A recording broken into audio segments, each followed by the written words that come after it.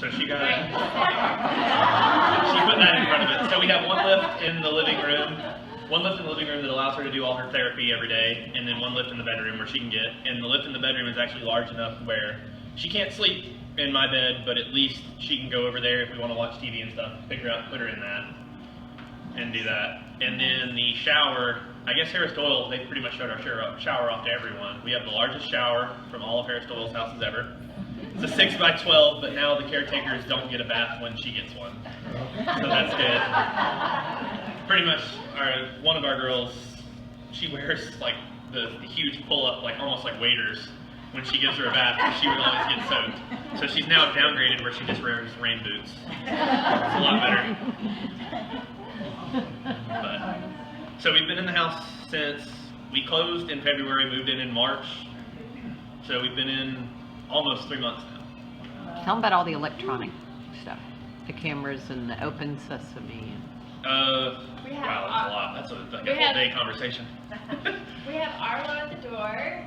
So, yeah, you go ahead and tell us. Oh, okay. Oh, good. Yeah. We have Arlo at the door that tells me on my phone, it pops up with a little message that says someone's at the door, and I can click on it, and it gives me a live video of who's at the door. Just so I don't open the door to anyone. Yeah. And we have what's called Open Sesame for our front and back doors, so that I can be able to open the door myself. And we also have a Kivo system, which is operated by my cell phone. And I can just open up the app and unlock the door. And what else do we have? We have our alarm systems on my phone. Everything's by my phone, and it's just amazing. And Will put all that together, so I'm able to operate Some of the problems we had were, we're not at the point yet where she can be at the house by herself. Well, I think she can, she thinks she can, but some other family members don't. We're not getting there. But eventually we want to get where she can do things on her own. She wants her independence back. That's been the biggest fight since the first day of the accident, is she wants her independence. It was all robbed from her, and she's been getting closer and closer to that. Some big things that were scary, like house fires, things can happen. Also, if someone comes to the front door that's just the UPS man, unfortunately, like the Open Sesame that she talked about is amazing. It can open the door, but once she hits that button, that's a dedicated door open for like 20 seconds. So then we found about Arlo, which gives her, the second someone comes up, it sends her a text message where she can see who's at the front door before she opens it. Because you don't want to, she can't use a peephole and that. But with fires, the biggest thing we were really scared about is if there's ever a fire in the house and she's at the house by herself, she doesn't have the function to where she can open a doorknob on her own. So through Open Sesame and Kivo, she can now unlock and open almost any door in the house on her own, just from her chair with the movement she has. So all those, she has like a collection of remotes right over there going on. Try to hide it. She doesn't like it, but it allows her, even though she thinks they're tacky and stuff, they all look like little garage door openers. She can pretty much do anything in the house from her chair right there. And how many cameras do y'all have? God. I didn't want to get into that. Unfortunately, like Fort Knox, they're everywhere. Unfortunately, the first caretaker we had, the very first caretaker we hired, we started noticing a lot of Alexis's pain meds going missing. In this day and age, you can't really trust anyone, it stinks. But, so I went and bought one of the nanny cams, which didn't record, just had a nanny cam. I put it on her pain meds, and lo and behold, not only was she taking them for herself, but she like popped 3 of them in her mouth, got incredibly high, and then took care of Alexis, drove her around and stuff. Oh. It happens. That lady's probably scared of me till the day she dies. Yeah. But so after that, I was like, it's something I didn't think I'd have to spend the money on, didn't need, but you just can't trust with their meds. Also, like we were talking to some other people, how caretakers, anytime, a lot of these people, they're 40, 50 years old that have never had a job. They just want to do something part-time on the side. And we tried college kids at first, younger people, they're just not dependable, honestly. But a lot of these people aren't the best either, unfortunately, but it's what you can't afford. So I put cameras in, make them all sign a photo release, and everyone we've had since then has been really good. But it's pretty much like Big Brother watching you 24/7 at our house. with the exceptions of the bathrooms and the guest room. So if you come down, you're not being spied upon. Maybe just in the living room. But yeah, the living room, the front door, back door, everywhere. We've had to put in a lot of accountability stuff for all her meds. Me and her mom take turns sitting them out, and they're all monitored very closely. I mean, it's just the things you learn after this. You never think about that before, and then once it happens, you're just kind of like, well, I guess you got me once. If you get me again, that's my fault. And how many meds a day does she take? I can pull it out and show. But like 25, 30? It's 30-something 30 medications a meds day, a and a lot of them are doubles. Yeah. She's taken, 7 or 8 of Neurontin a day for nerve pain. She's almost gotten 100% off the pain meds. That's a good thing. She started acupuncture. You can go into that if you want. I think it's crazy. I don't believe in all that, but it's working for her. Yeah, I have pictures all over Facebook about acupuncture, and the main thing that I have a problem with is I hold a lot of tension in my neck and in my shoulders because I do a lot of movements with those, and I'll always have my hair down because I had my neck, I swear, it's like as big as a football player's. It's like a lot of muscle has to be in this neck, but I start having these little muscle knots just from all the tension. So my acupuncture doctor just stabs it, and you can literally like hear it pop, and it releases the pain, and it's just amazing. So I fully believe in acupuncture. It's helped me a lot. I just noticed all the way over there. Be a little estranged, like you don't know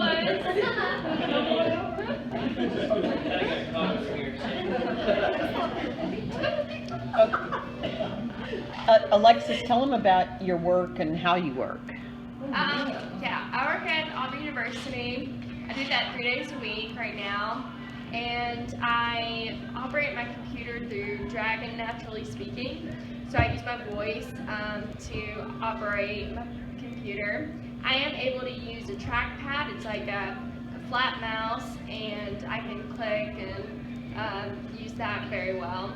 I'm also able to feed myself at my desk, and I can take my own meds at my desk, and I have my water set up, and I have my coffee, and so I have my entire day is just at my desk. So it's really wonderful. In the university, I work in the Office of Accessibility, so of course they're very accommodating, and they've just made it amazing for me in a good environment, so it's really good.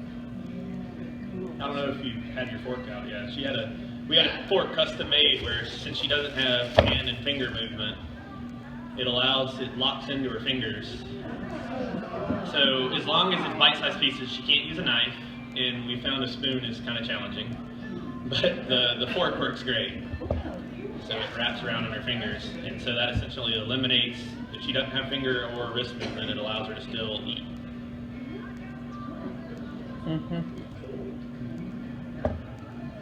And Will, tell them about what you're doing, your school and work and... Yeah, a lot. So while I was at Auburn for the extended period of time, I worked at Sky Bar as a I was a security, then bar back as a bartender, and I still do that some. Unfortunately, it's not a great job, but for the money, it's amazing. Then, after the accident, before the accident, I worked in law enforcement. After the accident, I figured it was time to try something else. So I actually, as of November, am a licensed paramedic. So it took 3 years. I got my degree in paramedicine. I'm a fire medic for Southwest Fire and then Opelika Fire Department. One's a volunteer, one's a paid. I volunteered because they helped with school, and now I'm mainly working at the other one. I don't do much at Southwest anymore. Then, hopefully here in 3 months, I'll start back into school to get my Bachelor's of Emergency Medicine. I teach part-time at the local college. You can't teach full-time unless you have a bachelor's or master's, unfortunately. But once I get my bachelor's, they pretty much already said that the job is mine. I'm already working it. So I just can't have a full roster for myself. So hopefully, I have about 3 to 4, depending on what semester I start and how the classes fall, 3 to 4 semesters I'll have a Bachelor's of Emergency Medicine. which that degree is really only good for emergency rooms, medical services, or teaching somewhere. Which I guess with job security, people are going to always get sick, so it's a pretty recession-proof job. So. And for those of y'all who don't know, Alexis was awarded 2 years ago Miss Wheelchair Alabama. What? It was 1 year ago. It was 1 year ago. Okay, 1 year ago. Well, but then you went to the finals were last summer, Des Moines, Iowa, yeah. and then she went to Iowa for the Miss Wheelchair America, Yes. which was quite an experience. It was an experience. It was. She didn't win, and that's a great thing. It would be great if she won. We both wanted to, but I think before she went, the responsibilities they put on her, they're willing to pay like half, I think.